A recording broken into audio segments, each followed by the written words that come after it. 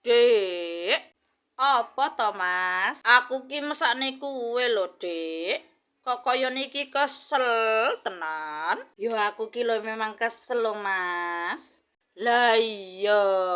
Nyapu, ngepel, isih-isah mbah masak. Lah iya. Kabeh tak kerjani dhewe. Aku ana usul, Dek. Usul piye to, Mas? Nek aku rabi meneh piye, Dik? Ben kowe ana sing bantu, ben ora kesel. Aku melasne kowe, Dik. Kabeh mau kerjani dhewe, Dik. Mas, dhewe iki lagi butuh duit. Iki dilungkas lebaran. Akeh keperluan ya akeh pengeluaran. Aku ana usul, Mas. Usul piye, Dik? Nek aku golek serepan piye, Mas? Ben ana sing bantu kebutuhane dhewe. Ben kowe ana sing bantu golek duit.